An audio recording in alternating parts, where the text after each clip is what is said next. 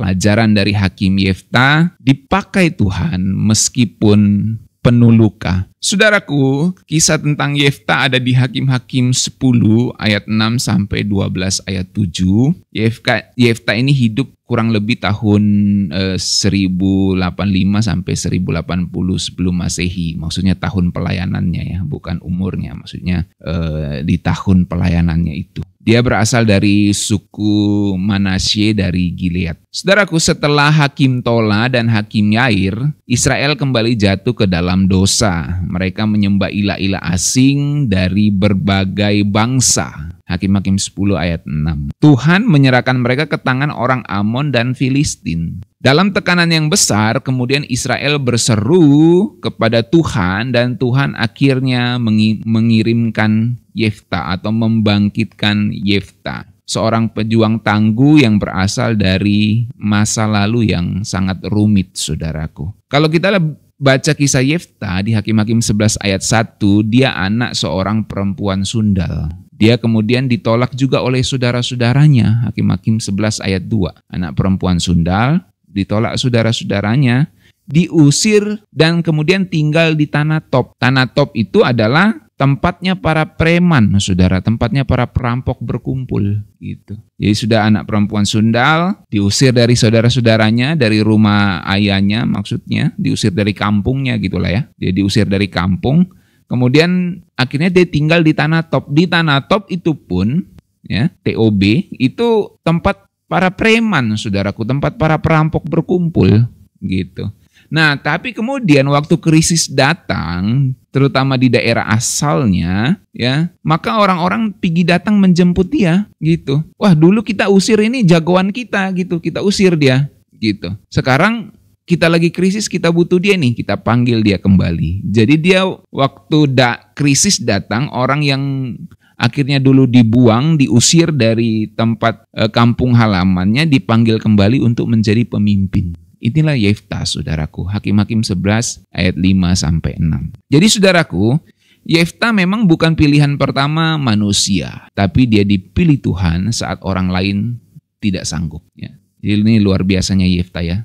Dia memang bukan pilihan pertama manusia karena dia diusir dari tanah asalnya, saudaraku. Tapi saat orang membutuhkan, Yefta menjadi pilihan pertama karena orang lain nggak sanggup untuk ngelawan musuh-musuhnya. Hanya Yefta, seorang pemberani yang gagah perkasa saat itu, saudaraku. Nah, jadi ada 3 pelajaran utama dari Yefta, saudaraku. Yang pertama, masa lalumu nggak bisa menghentikan Tuhan atau menghentikan rencana Tuhan di dalam hidupmu. Masa lalumu tidak akan pernah bisa menghentikan rencana Tuhan di dalam hidup. Saudaraku, Yefta itu orang Gilead adalah seorang pahlawan yang gagah perkasa. Hakim-Hakim 11 ayat 1 mencatat itu. Ya. Nah, pahlawan ini disingkirkan, saudaraku, oleh kampung halamannya, ya, dari rumah saudara-saudaranya. Ya. Jadi orang yang sering disingkirkan karena masa lalu, karena latar belakangnya, karena kegagalannya, karena dosanya, atau karena traumanya, justru bisa dipakai Tuhan, saudaraku. Ya. Tuhan bisa pakai orang yang penuh dengan luka masa lalu untuk jadi alatnya, untuk jadi hambanya yang dapat menyelamatkan banyak orang, saudara. Jadi yang penting itu adalah hati yang siap untuk dipakai. Saya bayangin ya, Yefta ini dia diusir, kemudian dia dipanggil lagi untuk pimpin mereka berperang. Sampai kalau saudara baca kisahnya, Yefta bilang, bukankah kamu sudah usir aku dari rumah ayahku? Kenapa giliran butuh bantuan kalian datang untuk minta tolong kepadaku untuk jadi pemimpin? Gitu. Jadi di sini kita belajar bahwa masa lalu kita yang kelam itu tidak bisa menghentikan rencana Tuhan untuk digenapi dalam hidup kita, saudaraku. Masa lalu boleh rusak, tapi kalau hati kita terbuka untuk Tuhan pakai, maka Tuhan bisa pakai. Jadi yang penting tuh hati yang terbuka dan mau taat kepada rencana dan kehendak Tuhan. Tuhan bisa bangun masa depan kita kembali untuk berdampak bagi banyak orang. Yang kedua, saudaraku, orang yang diabaikan malah Tuhan bisa jadikan pemimpin. Seperti Yefta ini, dia diabaikan oleh kampung halamannya. Tapi Tuhan jadikan dia sebagai pemimpin. Makanya di Hakim-Hakim 11 ayat 7, Yefta bilang, bukankah engkau yang membenci aku dan mengusir aku dari rumah ayahku? Giliran udah begini, lu datang minta bantuan gua gitu kan. Karena lu usir gua dari tanah Gilead, gua pergi ke tanah Top, tempatnya para perampok, tempatnya para preman berkumpul. Sekarang kau datang ke sini gitu ya. Nah, jadi saudaraku, dunia ini memang cepat buang orang-orang yang tidak memenuhi standar. Kamu tidak memenuhi standar, dibuang oleh dunia. Tapi kadang Tuhan biarkan kita untuk diasingkan, dan itu Tuhan proses rupanya kita untuk membentuk karakter kita, saudara. Jadi saat waktunya tiba, Tuhan bawa kita naik ke posisi yang nggak disangka. Seperti Yefta ini, saudara. Dia dari seorang yang dibuang, sekarang jadi seorang yang dibutuhkan. Jadi seorang yang diabaikan, sekarang jadi seorang yang diminta untuk menjadi pemimpin. Orang-orang yang dulu pernah membuang dia adalah orang-orang yang sama meminta dia untuk menjadi pemimpin mereka. Ini luar biasa, saudaraku ya, kisah Yefta. Jadi orang yang dianggap remeh justru dianggap Tuhan sebagai seorang penolong bagi yang lain. Yefta diusir, tapi justru di tempat pengasingan dia dilatih untuk jadi pemimpin perang. Jadi rupanya dia diusir karena dia tinggal di tanah Top, di tanah para perampok, saudaraku. Maka rupanya di situ dia dilatih juga untuk memimpin, ya, untuk berperang. Karena perampok itu kan suka berperang, saudara ya. Suka ini ya, suka ngerampok orang, jadi suka berkelahi lah ibaratnya.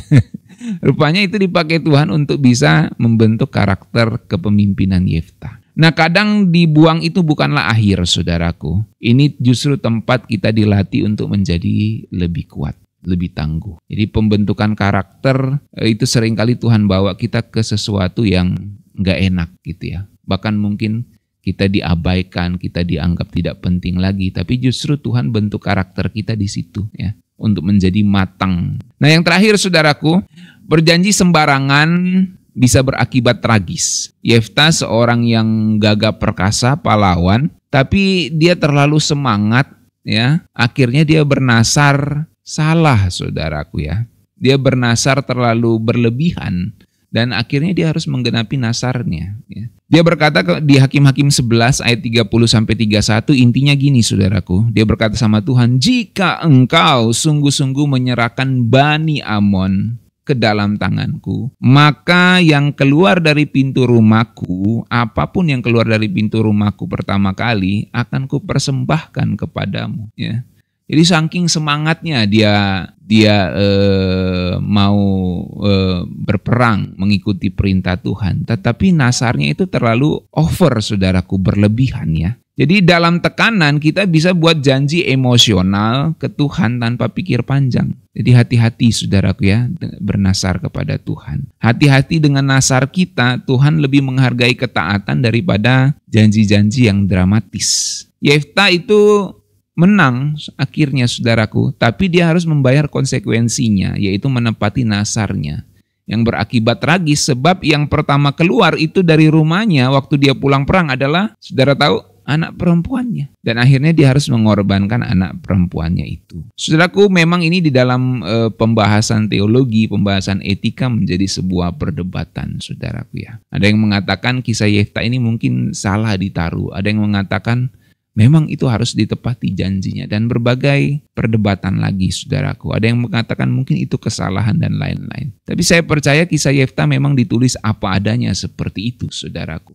Untuk mengajarkan kepada kita bahwa Tuhan sebenarnya nggak minta janji emosional. Dia mau cari hati yang sungguh-sungguh taat kepada Dia. Jadi hati-hati kita untuk berbicara, bernasar kepada Tuhan, saudaraku. Karena yang Tuhan tuntut itu ketaatan kita, bukan soal janji-janji emosional. Nah, saudaraku, Yefta bukanlah tokoh yang sempurna, ya. Dia bukan tokoh yang sempurna. Tetapi dari situ kita belajar, dari kisah Yefta kita belajar bahwa luka, penolakan, dan bikin keputusan yang salah itu bisa saja, ya.